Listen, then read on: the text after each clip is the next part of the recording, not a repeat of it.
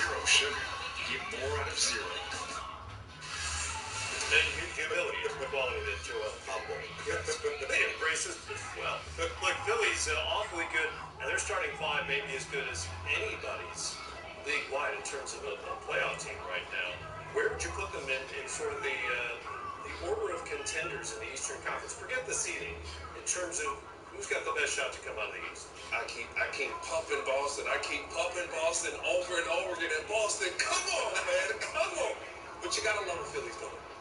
Honestly, the window's only this big. When you can look around your locker room and say, we have a chance at a championship.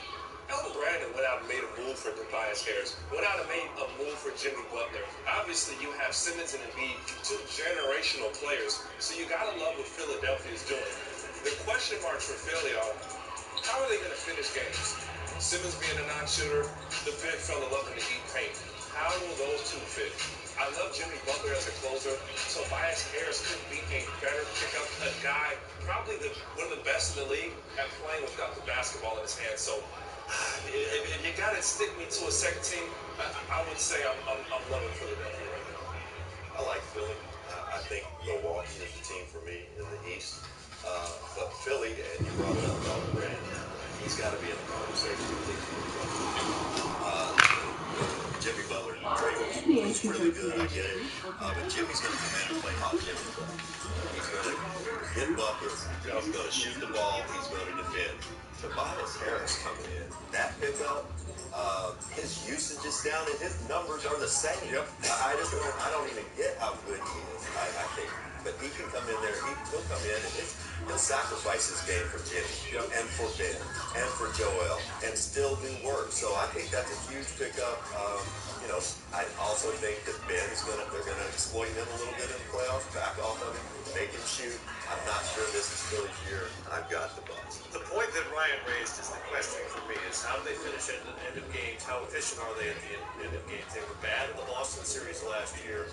Tobias Harris and Jimmy Butler were part of those teams, obviously. How do they do it? Who's on the floor? How does it all work? Well, you like or not, Jimmy, he's a gamer. And he likes taking big shots, makes big shots. I think, if they're going to go to a guard late in the game, it's going to be Jimmy. But I also think you've got to play through Joel as early and as often as you can. And it really pains me to say this, but I'll do this. You got to figure out something to do with Ben Simmons. And it may be subbing in J.J. Redick, and it's no disrespect. You may have to go offense, defense, or you got to have the ball in his hands. You saw they ran a little 13 action the other night, and that was with the point guard coming up and setting a screen for Simmons and getting him to the rim. That was great action. But the tough thing, and the reason that I don't give Milwaukee the nod, Giannis has to be able to create his shot off the bounce. Because once you get to the playoffs, you're not going to see the rim. You're not going to be able to finish the rim. In the same argument I make for Simmons, Giannis is so important to the Bucks. He's got to be on the basketball floor. Pero tu May no. Tu May te compró. Pero ¿y por qué no me lo dijiste temprano, bebé?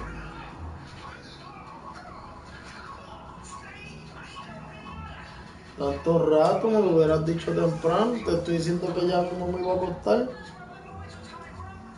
Ahora mismo me llamó.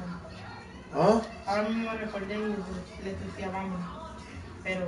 ¿Qué te dijo? A mí dijo que te ríe a ti. Porque ella lleva ya más de 24 horas de fiesta. Está cansada.